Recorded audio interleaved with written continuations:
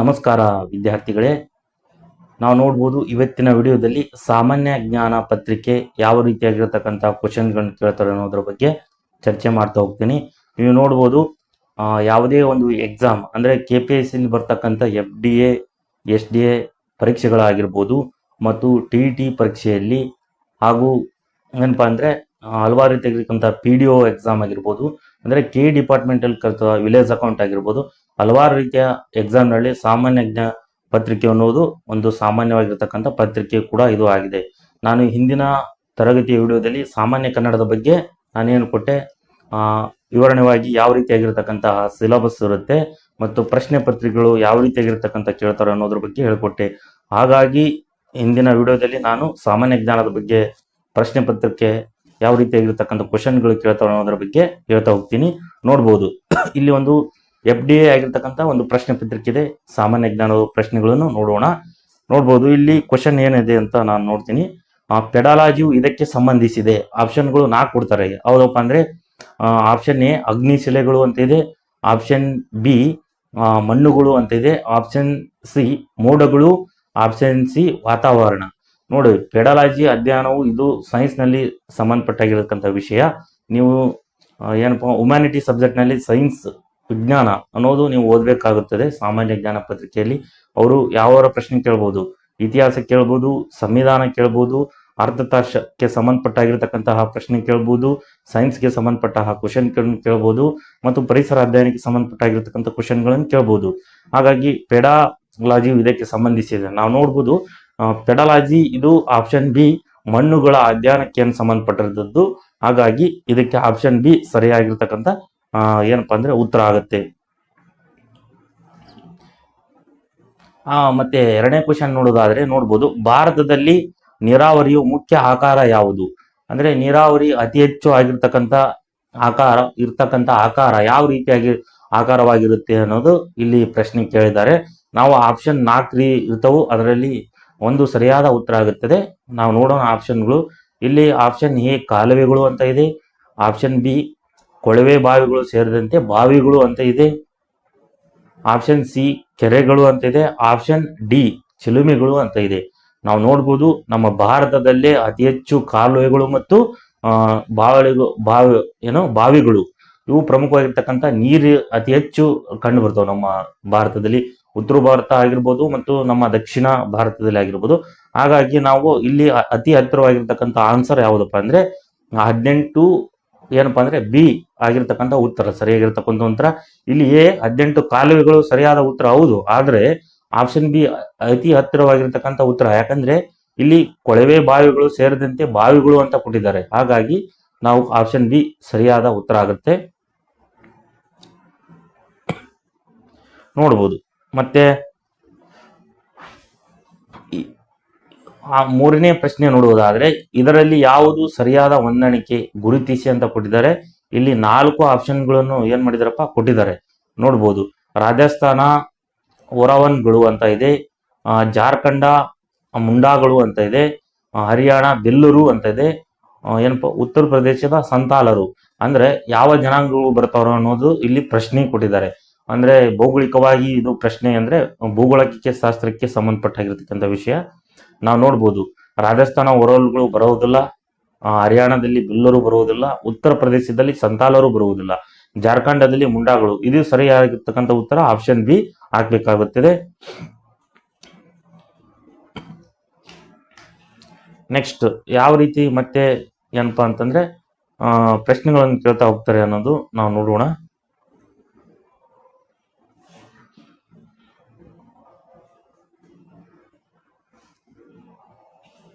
ಇಲ್ಲಿ ಸೈನ್ಸ್ಗೆ ಸಂಬಂಧಪಟ್ಟಾಗಿರ್ತಕ್ಕಂಥ ಹೊಂದಾಣಿಕೆಗಳು ಏನಪ್ಪಾ ಸರಿಯಾದ ಹೊಂದಾಣಿಕೆ ಜೋಡಿಸಿ ಅನ್ನೋದು ಕೊಟ್ಟಿದ್ದಾರೆ. ಇಲ್ಲಿ ನೋಡ್ಬೋದು ಎ ಜೀವಸತ್ವ, ಬಿ ಮತ್ತು ಸಿ ಡಿ ಜೀವಸತ್ವಗಳನ್ನು ಕೊಟ್ಟಿದ್ದಾರೆ. ಇಲ್ಲಿ ಫೋಲಿಕ್ ಆಮ್ಲ ಈ ಕಡೆ ಈ ಎ ಬಿ ಯಲ್ಲಿ ಮತ್ತು ಬಿ ಆಗಿರ್ತಕ್ಕಂಥ ಪಟ್ಟಿಯಲ್ಲಿ ಏನ್ ಕೊಟ್ಟಿದ್ದಾರೆ, ಫೋಲಿಕ್ ಆಮ್ಲ ಮತ್ತು ಆರ್ಸಾಬಿಕ್ ಆಮ್ಲ ಅಂತ ಹೇಳ್ಬೋದು ಮತ್ತು ಕ್ಯಾಲ್ಸಿಫೆರಾಲ್ ಆಮ್ಲ ಆಗಿರ್ಬೋದು, ಅಸಿಟಿಕ್ ಆಮ್ಲ ಇವು ಕೂಡ 4 ಎ ಪಟ್ಟಿಯಲ್ಲಿ 4, ಬಿ ಪಟ್ಟಿಯಲ್ಲಿ 4 ಕೊಟ್ಟಿದ್ದಾರೆ. ನೋಡ್ಬೋದು ಎ ಜೀವಸತ್ವ ಎದಕ್ಕೆ ಸಂಬಂಧಪಟ್ಟಿದೆಯಪ್ಪ ಅಂದ್ರೆ ಕ್ಯಾರೋಟಿನ್ ಎಂಬುದು ಒಂದು ಪ್ರೋಟೀನ್ ಆಗಿರ್ತಕ್ಕಂಥ ಇದು. ಹಾಗಾಗಿ ಅದಕ್ಕೆ ಎ ಕೆ ಇಲ್ಲಿ ಕ್ಯಾರೋಟಿನ್ ಎಂಬುದು ಸರಿಯಾದ ಉತ್ತರ ಆಗುತ್ತದೆ. ಮತ್ತು ಬಿ ಜೀವಸತ್ವಕ್ಕೆ ಸಂಬಂಧಪಟ್ಟದ್ದು ಯಾವುದಪ್ಪ ಅಂದ್ರೆ ಫೋಲಿಕ್ ಆಮ್ಲ ಅಂತ ಹೇಳ್ಬೋದು. ಮತ್ತು ಸಿ ಜೀವಸತ್ವಕ್ಕೆ ಏನಪ್ಪಾ ಅಸಾರ್ಕಿಕ್ ಆಗಿರ್ತಕ್ಕಂಥ ಆಮ್ಲವಾಗಿರ್ತದೆ. ಮತ್ತು ಡಿ ಜೀವಸತ್ವ ಅಂದ್ರೆ ವಿಟಮಿನ್ ಅಂದ್ರೆ ಯಾವುದಕ್ಕೆ ಸಂಬಂಧಪಟ್ಟದಪ್ಪ ಅಂದ್ರೆ ನಾವು ನೋಡ್ಬೋದು ಕ್ಯಾಲ್ಸಿಫೆರಲ್. ಇದು ಸರಿಯಾದ ಪ್ರಮುಖವಾಗಿರ್ತಕ್ಕಂಥ ಹೊಂದಾಣಿಕೆ ಏನಪ್ಪಾ ಅಂದ್ರೆ ಸರಿಯಾದ ಹೊಂದಾಣಿಕೆ ಆಗಿರುತ್ತವೆ. ಮತ್ತು ಇಲ್ಲಿ ನೋಡ್ಬೋದು ಇನ್ನೊಂದು ಸೈನ್ಸ್ಗೆ ಸಂಬಂಧಪಟ್ಟಾಗಿರ್ತಕ್ಕಂಥ ಕ್ವಶನ್ ಇದೆ. ಏಡ್ಸ್ ಪತ್ತೆಗೆ ಈ ಪರೀಕ್ಷೆ ಮಾಡುವುದಿಲ್ಲ ಅಂತ ಕೊಟ್ಟಿದ್ದಾರೆ. ಹಾಗಾದ್ರೆ ಮಾಡುವುದಿಲ್ಲ ಅನ್ನೋದು ಒಂದು ಆಗಿರ್ತಕ್ಕಂಥ ಉತ್ತರ ಅಂದ್ರೆ ಇರುತ್ತೆ. ಅಂದ್ರೆ 3 ಆಪ್ಷನ್ಗಳು ಏಡ್ಸ್ ಪರೀಕ್ಷೆ ಮಾಡ್ತಾರೆ ಅನ್ನೋದು ಸರಿಯಾದ ಉತ್ತರಗಳು ಆಗಿರ್ತವೆ. ಹಾಗಾಗಿ ನೋಡ್ಬೋದು ಯುವ ಪರೀಕ್ಷೆ ಮತ್ತು ಎಲಿಸಾ ಪರೀಕ್ಷೆ ಏನಪ್ಪಾ ಡಿಪ್ಸ್ಟಿಕ್ ಪರೀಕ್ಷೆ TMT ಅಂತ ಕೊಟ್ಟಿದ್ದಾರೆ. ಇಲ್ಲಿ ನೋಡುವುದು TMT ಪರೀಕ್ಷೆ ಏಡ್ಸ್ ಪತ್ತೆಗೆ ಪರೀಕ್ಷೆ ಮಾಡುವುದಿಲ್ಲ. ಹಾಗಾಗಿ ಈ ಉಳಿದಿರ್ತಕ್ಕಂಥ 3 ಆನ್ಸರ್ ಸರಿಯಾಗಿರ್ತವು. ಹಾಗಾಗಿ ಇಲ್ಲಿ ಈ ಪ್ರಶ್ನೆಗೆ 4ನೇ ಉತ್ತರ ಆಪ್ಷನ್ ಡಿ ಆಪ್ಷನ್ ಸರಿಯಾಗಿರ್ತಕ್ಕಂಥ ಉತ್ತರ ಆಗುತ್ತೆ.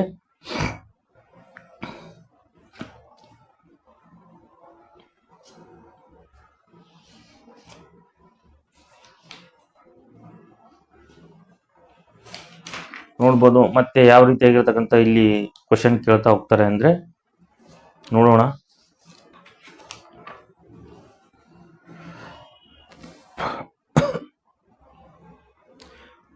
ಇಲ್ಲಿ ನೋಡ್ಬೋದು ಇನ್ನೊಂದು ಕ್ವಶನ್ ಇದೆ. ಇಲ್ಲಿ ಸಮಾಜಕ್ಕೆ ಸಂಬಂಧಪಟ್ಟಾಗಿರ್ತಕ್ಕಂಥ ಕ್ವಶನ್ ಇದು.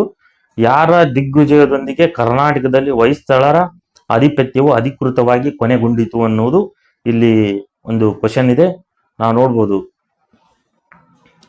ಇಲ್ಲಿ ಚೋಳರ ದಿಗ್ವಿಜಯದಿಂದ ಆಪ್ಷನ್ ಎ, ಆಪ್ಷನ್ ಬಿ ಪಾಂಡ್ಯರ ದಿಗ್ವಿಜಯ ಅಂತ ಇದೆ, ಆಪ್ಷನ್ ಸಿ ವಿಜಯನಗರ ದೊರೆಗಳ ದಿಗ್ವಿಜಯ ಅಂತ ಇದೆ, ಆಪ್ಷನ್ ಡಿ ದೆಹಲಿ ಸುಲ್ತಾನರ ದಿಗ್ವಿಜಯ ಅಂತ ಇದೆ.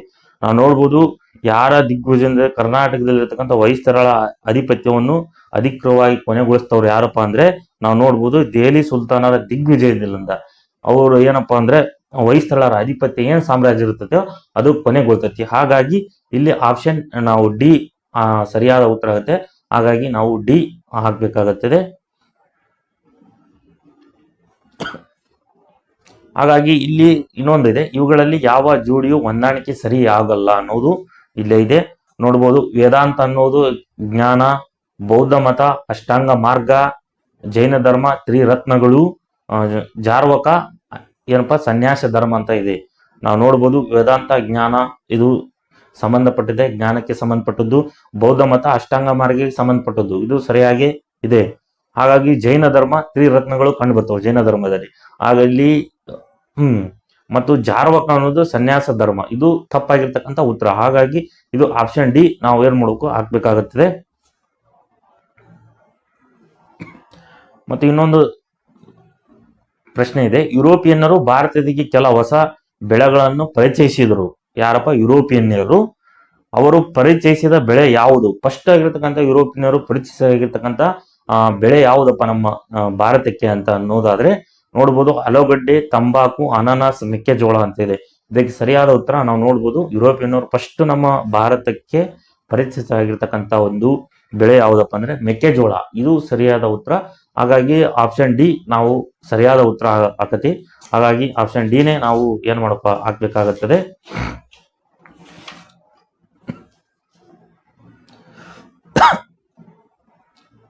ಮತ್ತೆ ನೋಡ್ಬೋದು ಇಲ್ಲಿ ರಿಯಾಂಡ್ ಕಣಿವೆ ಪರಿಯೋಜನೆ ಇಲ್ಲಿದೆ.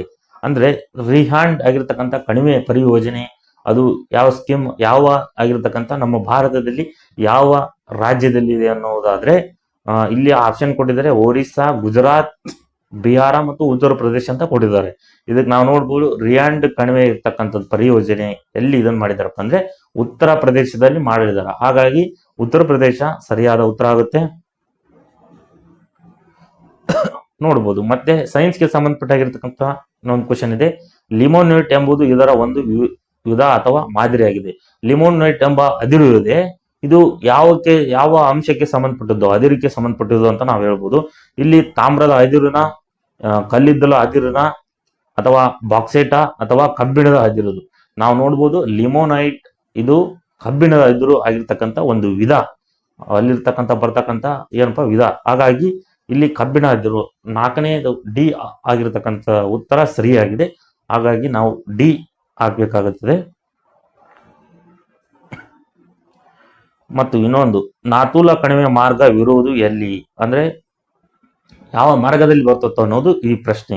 ನೋಡ್ಬೋದು, ಭಾರತ ಭೂತಾನ್ ವ್ಯಾಪಾರ ಮಾರ್ಗದಲ್ಲಿ ಬರುತ್ತಾ, ಅಥವಾ ಭಾರತ ಟೆಬಿನ್ ವ್ಯಾಪಾರಿ ಮಾರ್ಗದಲ್ಲಿ ಬರುತ್ತೆ, ಭಾರತ ಮ್ಯಾನ್ಮಾರ್ ವ್ಯಾಪಾರಿ ಮಾರ್ಗದಲ್ಲಿ ಬರುತ್ತೋ, ಭಾರತ ನೇಪಾಳ ವ್ಯಾಪಾರಿ ಮಾರ್ಗದಲ್ಲಿ ಬರುತ್ತೋ. ಇವು 4 ಆಪ್ಷನ್ ಅದಾವು. ನಾವು ನೋಡ್ಬೋದು, ನಾಥೂಲ ಕಣಿವೆ ಪ್ರಮುಖವಾಗಿ ಭಾರತ ಮತ್ತು ಟಿಬೆಟ್ ವ್ಯಾಪಾರ ಮಾಡ್ತಾರಲ್ಲ, ಅಲ್ಲಿ ಏನ್ ಮಾಡ್ತಪ್ಪ, ಆ ಮಾರ್ಗದಲ್ಲಿ ನಾಥೂಲ ಕಣಿವೆ ಎಂಬುದು ಕಂಡು ಬರುತ್ತೆ. ಹಾಗಾಗಿ ಇಲ್ಲಿ ಆಪ್ಷನ್ ಬಿ ಯಾವ್ದಪ್ಪ ಅಂದ್ರೆ ಭಾರತ ಟಿಬೆಟ್ ವ್ಯಾಪಾರ ಮಾರ್ಗದಲ್ಲಿ ನಾಥೂಲ ಕಣಿವೆ ಮಾರ್ಗ ಏನ್ ಬರ್ತದೆ, ಕಂಡು ಬರುತ್ತದೆ. ಆರ್ನ್ ಎಂಬುದು ಇದರ ಭೂದೃಶ್ಯ ಚಿತ್ರಣವಾಗಿದೆ. ಇನ್ನೊಂದು ಪ್ರಶ್ನೆ, ಇದು ನೋಡ್ಬೋದು, ಹಿಮರಾಶಿ ಜಾರಿ ಹರಿಯುವ ನೀರ್ಗಲ್ಲ ನದಿ. ಇದಕ್ಕೆ ಸರಿಯಾದ ಉತ್ತರ ಯಾವ್ದಪ್ಪ ಅಂದ್ರೆ ಹಿಮರಾಶಿಯಲ್ಲಿ ಜಾರಿ ಬೀಳ್ತಕ್ಕಂಥ ಹರಿಯುವ ನೀರ್ಗಲ್ ನದಿ ಅಂತ ಇದೆ. ಹಾಗಾಗಿ ಇದಕ್ಕೆ ಆರ್ನ್ ಎಂಬುದು ಈ ಭೂದೃಶ್ಯ ಚಿತ್ರಣ ಆಗಿರ್ತಕ್ಕಂಥ ಒಂದು ಹೆಸರಾಗಿದೆ. ಮತ್ತು ಇನ್ನೊಂದು ಆಗಿರ್ತಕ್ಕಂಥ ಭೂಗೋಳಶಾಸ್ತ್ರಕ್ಕೆ ಸಂಬಂಧಪಟ್ಟಾಗಿರ್ತಕ್ಕಂಥ ಪ್ರಶ್ನೆ ಇದೆ. ಗೋವಿಂದ ವಲ್ಲಭ ಪಂತ್ ಜಲಾಶಯ ಇಲ್ಲಿ ಎಲ್ಲಿದೆ ಅಂದ್ರೆ ಯಾವ ರಾಜ್ಯದಲ್ಲಿ, ಯಾವ ಸ್ಟೇಟ್ ನಲ್ಲಿ ಇದೆ ಅನ್ನೋದು ಪ್ರಶ್ನೆ ಇದೆ. ಇಲ್ಲಿ ಆಪ್ಷನ್ ಮಧ್ಯಪ್ರದೇಶ, ಉತ್ತರಾಂಚಲ, ಛತ್ತೀಸ್ಗಢ ಮತ್ತು ಜಾರ್ಖಂಡ್ ಆಗಿರ್ತಕ್ಕಂಥ ಬಹು ಆಯ್ಕೆಯಲ್ಲಿ ಪ್ರಶ್ನೆಗಳದವು. ನಾವು ನೋಡ್ಬೋದು, 9ನೇ ಪ್ರಶ್ನೆಗೆ ಇದು ಮಧ್ಯಪ್ರದೇಶ ಸರಿಯಾಗಿರ್ತಕ್ಕಂಥ ಉತ್ತರ ಆಗುತ್ತೆ ಇದು. ಮತ್ತು ಸಂವಿಧಾನಕ್ಕೆ ಸಂಬಂಧಪಟ್ಟಾಗಿರ್ತಕ್ಕಂಥ ನಾವು ಇನ್ನೊಂದು ಕ್ವಶನ್ ನೋಡ್ಬೋದು. ನಮ್ಮ ಸಂವಿಧಾನ ಕರಡು ಸಮಿತಿಯ ಅಧ್ಯಕ್ಷರ ಆಗಿದ್ದವರು ಯಾರು? ನಾವು ನೋಡ್ಬೋದು, ಡಾಕ್ಟರ್ BR ಅಂಬೇಡ್ಕರ್ ಅವರು ಏನಪ್ಪ ಕರಡು ಸಮಿತಿಯ ಅಧ್ಯಕ್ಷರಾಗ್ತಾರೆ. ಹಾಗಾಗಿ ಇದು ಡಾಕ್ಟರ್ BR ಅಂಬೇಡ್ಕರ್ ಆಗಿರ್ತಕ್ಕಂಥ ಸರಿಯಾದ ಉತ್ತರ. ಅಲ್ಲಿ 3 ಆಪ್ಷನ್ಗಳು ತಪ್ಪು ಕೊಟ್ಟಿರ್ತಾರೆ. ಉದಾಹರಣೆ ಹೇಳಬೇಕಂದ್ರೆ ರಾಜೇಂದ್ರ ಪ್ರಸಾದ್ ಕೊಟ್ಟಿದ್ದಾರೆ, JB ಕೃಪಾಲನ್ ಅಂತ ಕೊಡ್ಬೋದು, JL ನೆಹರು ಅಂದ್ರೆ ಜವಾಹರ್ಲಾಲ್ ನೆಹರು ಅಂತ ಆಪ್ಷನ್ ಇರ್ತಾವೆ. ಹಾಗಾಗಿ ನಾನು ಸರಿಯಾದ ಉತ್ತರ ಯಾವ್ದಪ್ಪ ಅಂದ್ರೆ ಡಾಕ್ಟರ್ BR ಅಂಬೇಡ್ಕರ್ ಅವರು ನಮ್ಮ ಸಂವಿಧಾನದ ಕರಡು ಸಮಿತಿಯ ಅಧ್ಯಕ್ಷರು ಆಗಿದ್ದರು. ಶ್ರೀಮತಿ ಬೇಡ, ಇದು ಇನ್ನೊಂದು ಕ್ವಶನ್ ಇದೆ. ಭಾರತದ ಪ್ರಪ್ರಥಮ ವಿದ್ಯುತ್ ಬ್ಯಾಟರಿ ಚಾಲಿತ ಕಾರು ಯಾವುದು? ವಿದ್ಯುತ್ ಬ್ಯಾಟರಿ ಅಂದ್ರೆ ನೋಡ್ಬೋದು, ಎಲೆಕ್ಟ್ರಿಕ್ ಬ್ಯಾಟರಿಯಲ್ಲಿ ಬಳಸಿರ್ತಕ್ಕಂಥ ಫಸ್ಟ್ ಕಾರ್ ಯಾವುದಪ್ಪ ಅಂತ ಇದೆ. ಇಲ್ಲಿ ಮಾರುತಿ 800 ಅಂತ ಇದೆ, ಇಂಡಿಕಾ ಅಂತ ಇದೆ, ಫಿಯಟ್ ಯುನೋ ಅಂತ ಇದೆ, ರೆವಾ ಅಂತ ಇದೆ. ನೋಡ್ಬೋದು, ರೆವಾ ಕಾರ್ ಐತಲ್ಲ, ನಮ್ಮ ಭಾರತದ ಮೊದಲ ಎಲೆಕ್ಟ್ರಿಕ್ ಆಗಿರ್ತಕ್ಕಂಥ ಒಂದು ಕಾರು, ವಿದ್ಯುತ್ ಆಗಿರ್ತಕ್ಕಂಥ ಬ್ಯಾಟರಿ ಚಾಲಿತವಾಗಿರ್ತಕ್ಕಂಥ ಕಾರು ರೆವಾ ಅನ್ನೋದು ನಾವು ಹೇಳ್ಬೋದು. ಮತ್ತು ಆಕಾಶದ ನೀಲಿ ಬಣ್ಣವು ಇದರಿಂದ ಆಗುವ ಒಂದು ಲಕ್ಷಣ ಅಂತ ಹೇಳ್ಬೋದು. ಯಾವ ಲಕ್ಷಣದಿಂದ ಆಗುತ್ತೆ ಅನ್ನೋದಾದ್ರೆ ಬೆಳಕಿನ ಚದುರುವಿಕೆಯಿಂದ ಏನಾಗತ್ತಪ್ಪ ಅಂದ್ರೆ ಆಕಾಶದ ನೀಲಿ ಬಣ್ಣವು ಏನಾಗುತ್ತಿದೆ ಇದರಿಂದ ಉಂಟಾಗುತ್ತೆ. ಆಕಾಶ ಈ ನೀಲಿ ಬಣ್ಣ ಇದೆ, ಅದು ಯಾಕಾಗುತ್ತೆ ಅಂದ್ರೆ ಸೈಂಟಿಫಿಕ್ ರೀಸನ್ ಏನಪ್ಪಾ ಅಂದ್ರೆ ಬೆಳಕಿನ ಚದುರುವಿಕೆ ಆಗುತ್ತಲ್ಲ, ಆ ಕಾರಣದಿಂದ ಆಕಾಶ ಬಣ್ಣವು ನೀಲಿಯಾಗಿ ಕಾಣುತ್ತೆ. ಇದು ಸರಿಯಾದ ಉತ್ತರ. ಮನುಷ್ಯನಿಗೆ ಅಗತ್ಯವಿರತಕ್ಕಂಥ ವಿಟಮಿನ್ ಡಿ ಇದರಲ್ಲಿ ಲಭ್ಯವಿದೆ. ಇಲ್ಲಿ ಆಪ್ಷನ್ 4 ಕೊಟ್ಟಿದ್ದಾರೆ. ಮಳೆ ನೀರು, ಆಲ್ಕೋಹಾಲ್, ಸೂರ್ಯನ ಬೆಳಕು ಮತ್ತು ಚಂದ್ರನ ಬೆಳಕು ಆಗಿದೆ. ನಾವು ನೋಡ್ಬೋದು, ಮನುಷ್ಯನಿಗೆ ಪ್ರಮುಖವಾಗಿ ಅಗತ್ಯವಿರುವ ವಿಟಮಿನ್ ಡಿ ಇದರಲ್ಲಿ ಲಭ್ಯವಿರೋದು ಅಂದ್ರೆ ನಾವು ನೋಡ್ಬೋದು ಸೂರ್ಯನ ಬೆಳಕು ಸರಿಯಾದ ಉತ್ತರ. ಮತ್ತು ಇನ್ನೊಂದು ಅಪ್ಲೈಡ್ ಆಗಿರ್ತಕ್ಕಂಥ ಇನ್ನೊಂದು ಕ್ವಶನ್ ಇದೆ ನೋಡ್ಬೋದು ಸೈನ್ಸ್ಗೆ. ಪರ್ವತಾರೋಹಿಗಳು ಹೆಚ್ಚಿನ ಎತ್ತರದಲ್ಲಿ ಏನಪ್ಪಾ ಅಂದ್ರ ಅಸ್ತವ್ಯಸ್ತ ಆಗಲು ಅನುಭವಿಸಲು ಕಾರಣ.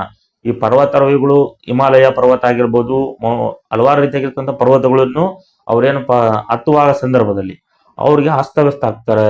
ಆಗಲು ಪ್ರಮುಖವಾಗಿರ್ತಕ್ಕಂಥ ಸೈಂಟಿಫಿಕ್ ರೀಸನ್ ಏನಪ್ಪಾ ಅಂತಂದ್ರೆ ನಾವು ನೋಡ್ಬೋದು, ಇದರಲ್ಲಿ ಅವ್ರಿಗಿರ್ತಕ್ಕಂಥ ಆಮ್ಲಜನಕದ ಕೊರತೆಯಿಂದ ಅವ್ರಿಗೆ ಏನಾಗತ್ತಪ್ಪ ಅಂದ್ರೆ ಅಸ್ತವ್ಯಸ್ತ ಕಷ್ಟವನ್ನು ಅನುಭವಿಸ್ತಾರೆ. ಅಲ್ಲಿ ಸಂದರ್ಭದಲ್ಲಿ ಏನಾಗತ್ತಪ್ಪ ಅಂದ್ರೆ ಪರ್ವತಾರೋಹಿಗಳು ಹೆಚ್ಚಿನ ಎತ್ತರದಲ್ಲಿ ಅಸ್ತವ್ಯಸ್ತವನ್ನು ಅನುಭವಿಸಲು ಕಾರಣ ಅಲ್ಲಿರ್ತಕ್ಕಂಥ ಆಮ್ಲಜನಕ, ಉಸಿರಾಟಲು ಬಹಳ ತೊಂದರೆ ಆಗತ್ತೆ ಆ ಸಂದರ್ಭ. ಹಾಗಾಗಿ ಅಲ್ಲಿ ಆಮ್ಲಜನಕದ ಕೊರತೆಯಿಂದ ಅವ್ರಿಗೆ ಅಸ್ತವ್ಯಸ್ತ ಆಗಿ ಕಾಣ್ತಾರೆ ಅನ್ನೋದು ಇದಕ್ಕೆ ಸರಿಯಾದ ಉತ್ತರ. ಮತ್ತು ವಸ್ತುವಿನ ತೇಲಿಕೆಗೆ ಪ್ರಮುಖವಾಗಿರ್ತಕ್ಕಂಥ ಕಾರಣ ಏನು ಅನ್ನೋದು ಇನ್ನೊಂದು ಪ್ರಶ್ನೆ ಇದೆ. ನೋಡ್ಬೋದು, ಉತ್ಪಾದಕತೆ ಅಥವಾ ದ್ರವದಲ್ಲಿರ್ತಕ್ಕಂಥ ಮೇಲೊತ್ತಡ, ಪ್ರಮುಖವಾಗಿ ದ್ರವದಲ್ಲಿರ್ತಕ್ಕಂಥ ಮೇಲೊತ್ತಡದಿಂದ ಏನಾಗುತ್ತೆ ವಸ್ತುವಿನ ತೇಲುವಿಕೆಗೆ ಪ್ರಮುಖವಾಗಿರ್ತಕ್ಕಂಥ ಕಾರಣ ಆಗುತ್ತೆ.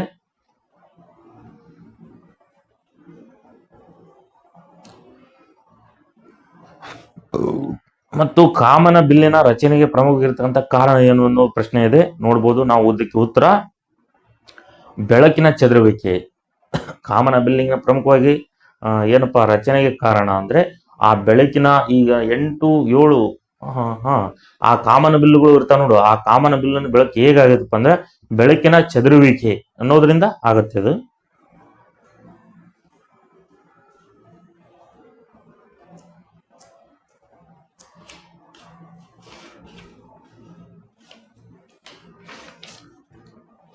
ಮತ್ತು ಇಲ್ಲಿ ಸಂವಿಧಾನಕ್ಕೆ ಸಂಬಂಧಪಟ್ಟಾಗಿರ್ತಕ್ಕಂಥ ಕ್ವಶನ್ ಇದೆ.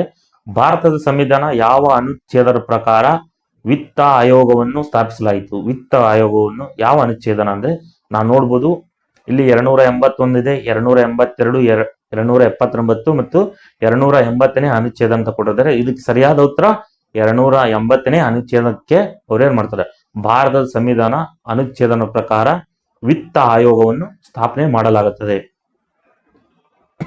ಮತ್ತು ಇನ್ನೊಂದು ಸಂವಿಧಾನಕ್ಕೆ ಸಂಬಂಧಪಟ್ಟಾಗಿರ್ತಕ್ಕಂಥ ಕ್ವಶನ್ ಇದೆ. ಎಷ್ಟನೇ ತಿದ್ದುಪಡಿ ಕಾಯ್ದೆ ಶಿಕ್ಷಣದ ಹಕ್ಕನ್ನು ಮೂಲಭೂತನ್ನಾಗಿ ಹಕ್ಕಾಗಿಸುವ 21A ವಿಧಿಯನ್ನು ಭಾರತದ ಸಂವಿಧಾನದಲ್ಲಿ ಅಳವಡಿಸಿಕೊಂಡಿತ್ತು? ಎಷ್ಟನೇ ತಿದ್ದುಪಡಿ ಮಾಡೋದರ ಮೂಲಕ ಏನ್ ಮಾಡಿದ್ರು, ಎಷ್ಟನೇ ಮಾಡೋದ್ರ ಮೂಲಕ ಶಿಕ್ಷಣದ ಹಕ್ಕು ಇರ್ತದಲ್ಲ ಅದನ್ನು ಏನ್ ಮಾಡಿದ್ರು, ಮೂಲಭೂತ ಹಕ್ಕನ್ನಾಗಿಸುವ ಅಂದ್ರೆ 21A ಮಾಡಿದ್ರು. ಆ ವಿಧಿಯನ್ನು ಭಾರತದ ಸಂವಿಧಾನದಲ್ಲಿ ಅಳವಡಿಸಲಾಯಿತು. ಆ ಸಂದರ್ಭದಲ್ಲಿ ಆ ತಿದ್ದುಪಡಿ ಆಗಿರ್ತಕ್ಕಂಥ ವಿಧಿ ಎಷ್ಟನೇದು ಅನ್ನೋದು ಈ ಪ್ರಶ್ನೆ. ಹಾಗಾದ್ರೆ 86ನೇ ತಿದ್ದುಪಡಿ ಇದಕ್ಕೆ ಸರಿಯಾದ ಆಗಿರತಕ್ಕಂಥ ಉತ್ತರ ಆಗುತ್ತೆ. ಮತ್ತು ಇನ್ನೊಂದು ಸಂವಿಧಾನಕ್ಕೆ ಸಂಬಂಧಪಟ್ಟಾಗಿರ್ತಕ್ಕಂಥ ಪ್ರಶ್ನೆ ಇದೆ. ಎಷ್ಟನೇ ತಿದ್ದುಪಡಿ ಕಾಯ್ದೆಯು ಸಂವಿಧಾನ ಮೂಲಭೂತ ಕರ್ತವ್ಯಗಳನ್ನು ಅಂದ್ರೆ 51A ಅನುಚ್ಛೇದನ ಅಳವಡಿಸಿತು ಅನ್ನೋದು ಪ್ರಶ್ನೆ ಇದೆ. ನಾವು ನೋಡ್ಬೋದು 1976ರ 42ನೇ ತಿದ್ದುಪಡಿ ಕಾಯ್ದೆ ಮೂಲಕ ಏನ್ ಮಾಡಿದ್ರಪ್ಪ ಅಂದ್ರೆ ಮೂಲಭೂತ ಕರ್ತವ್ಯಗಳು ಅಂದ್ರೆ 51A ಇದು ಅವ್ರೇನ್ ಮಾಡಿದ್ರು, ತಿದ್ದುಪಡಿ ಮಾಡುವ ಮೂಲಕ ಆ ಸಂವಿಧಾನಕ್ಕೆ ಸೇರ್ಪಡೆ ಮಾಡಿಕೊಂಡ್ರು.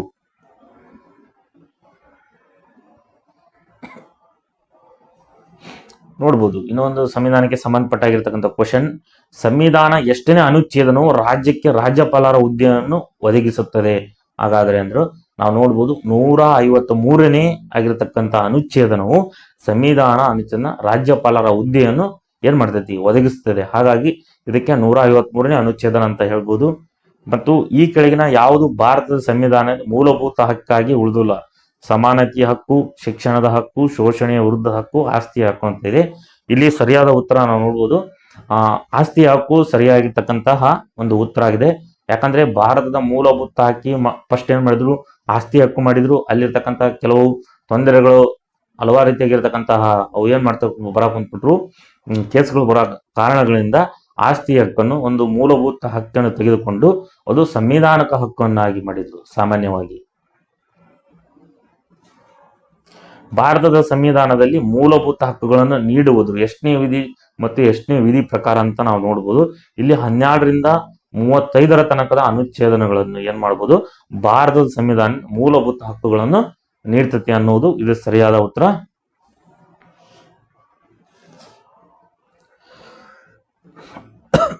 ಮತ್ತು ಪಂಚಾಯತ್ ರಾಜ್ ಪದ್ಧತಿಯನ್ನು ಮೊತ್ತ ಮೊದಲ ಜಾರಿಗೊಳಿಸಿದ ರಾಜ್ಯ ಯಾವುದು ಅನ್ನೋದಾದ್ರೆ ನಾವು ನೋಡ್ಬೋದು ಇಡೀ ಭಾರತದಲ್ಲಿ ಫಸ್ಟ್ ರಾಜಸ್ಥಾನ ಏನ್ ಮಾಡ್ತಪ್ಪ ಅಂದ್ರೆ ಪಂಚಾಯತ್ ರಾಜ್ ಆಗಿರ್ತಕ್ಕಂಥ ಪದ್ಧತಿಯನ್ನು ಮೊತ್ತ ಮೊದಲ ಜಾರಿಗೊಳಿಸಿದ ರಾಜ್ಯ ಆಗಿತ್ತೆ. ಈ ಕೆಳಗಿನ ಯಾವ ಇತಿಯು ಜನ್ಮಸ್ಥಳ ಕರ್ನಾಟಕದ ಉಡುಪಿ ಆಗಿದೆ ಅಂದ್ರೆ ಮಧ್ವಾಚಾರ್ಯರು ಇವರು ಜನಿಸಿರ್ತಕ್ಕಂಥ ಕರ್ನಾಟಕ ಉಡುಪಿ ಆಗಿದೆ ಅನ್ನೋದು ಸರಿಯಾದ ಉತ್ತರ.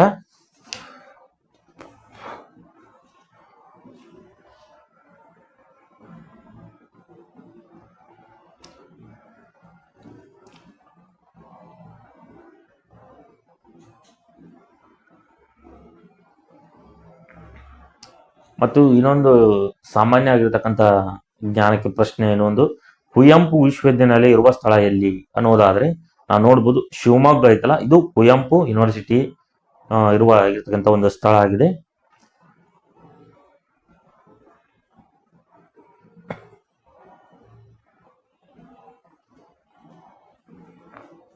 ಮತ್ತೆ ಇನ್ನೊಂದು ಸೈನ್ಸ್ಗೆ ಸಂಬಂಧಪಟ್ಟಾಗಿರ್ತಕ್ಕಂಥ ಕ್ವಶನ್ ನೋಡಿ, ವಾತಾವರಣವು ಬಿಸಿ ಆಗುವುದು ಯಾವ ಕಾರಣದಿಂದ? ನಾವು ನೋಡ್ಬೋದು ಉತ್ತರ ಭೂಮಿಯಿಂದ ಹೊರಡುವ ವಿಕಿರಣಗಳು. ಫಸ್ಟ್ ನಾವು ಭೂಮಿಯಿಂದ ವಿಕಿರಣಗಳು ನೆಲಕ್ಕೆ ಬೀಳ್ತಾವು. ಏನ್ ಮಾಡ್ತಾವಪ್ಪ ಅಂದ್ರೆ ವಾತಾವರಣ ಹೆಂಗ್ ಬಿಸಿ ಆಗತ್ತಪ್ಪ ಅಂದ್ರೆ ಅಲ್ಲಿರ್ತಕ್ಕಂಥ ವಿಕಿರಣಗಳು ಮತ್ತೆ ಡೆಡ್ ಅಪೋಸಿಟ್ ಆಗಿ ಏನ್ ಮಾಡ್ತಾವು, ಭೂಮಿಯಿಂದ ಹೊರಡು ಮತ್ತೆ ಮೇಲುಗಡೆ ಹೋಗ್ತವು. ಆ ಕಾರಣದಿಂದ ಈ ಭೂಮಿ ಏನಾಗುತ್ತದೆ, ಭೂಮಿಯಿಂದ ಹೊರಡೋ ವಿಕಿರಣಗಳಿಂದ ಪ್ರಮುಖವಾಗಿ ವಾತಾವರಣವು ಬಿಸಿ ಆಗಲು ಪ್ರಮುಖವಾಗಿರ್ತಕ್ಕಂಥ ಕಾರಣ ಆಗುತ್ತೆ. ಹಾಗಾಗಿ ನೋಡ್ಬೋದು ವಿದ್ಯಾರ್ಥಿಗಳೇ, ನಾನು ಈ ಸಂಬಂಧಪಟ್ಟ ಸಾಮಾನ್ಯ ಜ್ಞಾನದ ಬಗ್ಗೆ ನಾನೇನ್ ಮಾಡಿದೆ, ಸೈನ್ಸ್ ಆಗಿರ್ಬೋದು, ಸಂವಿಧಾನ ಮತ್ತು ಸಾಮಾನ್ಯ ಆಗಿರ್ತಕ್ಕಂಥ ಕ್ವಶನ್ಗಳು ಯಾವ ರೀತಿ ಆಗಿರ್ತಕ್ಕಂಥ ಪ್ರಶ್ನೆಗಳನ್ನು ಕೇಳ್ತಾರೆ ಅಂದ್ರೆ FDA, SDA ಮತ್ತು TETಗೆ ಸಂಬಂಧಪಟ್ಟಾಗಿರ್ತಕ್ಕಂಥ ಹಲವಾರು ಕಾಂಪಿಟೇಟಿವ್ ಎಕ್ಸಾಮ್ ನಲ್ಲಿ ಕೇಳ್ತಾ ಆಗಿರ್ತಕ್ಕಂಥ ಇವು ಸಾಮಾನ್ಯ ಪ್ರಶ್ನೆಗಳು ಅಂತ ಹೇಳ್ಬೋದು. ಹಾಗಾಗಿ ಇದೇ ತರದ ಒಂದು ಮುಂದಿನ ಒಂದು ಕ್ಲಾಸಸ್ ನಲ್ಲಿ ಏನ್ ಮಾಡ್ತೀನಪ್ಪ ಅಂದ್ರೆ ಸಾಮಾನ್ಯ ಜ್ಞಾನಕ್ಕೆ ಸಂಬಂಧಪಟ್ಟಾಗಿರ್ತಕ್ಕಂಥ ಕ್ವಶನ್ಗಳು ಯಾವ ರೀತಿಯಾಗಿರ್ತಕ್ಕಂಥ ಅಪ್ಲೈಡ್ಗಳು ಕ್ವಶನ್ ಕೇಳ್ತಾ ಹೋಗ್ತಾರೆ ಅನ್ನೋದ್ರ ಬಗ್ಗೆ ನಾನು ಚರ್ಚೆ ಮಾಡ್ತೀನಿ. ಹಾಗಾಗಿ ಇದೇ ತರದ ನಿಮಗೆ ವಿಡಿಯೋಗಳಿಗಾಗಿ ಈ ಚಾನಲ್ ಅನ್ನು ಸಬ್ಸ್ಕ್ರೈಬ್ ಮಾಡಿ. ಧನ್ಯವಾದಗಳು.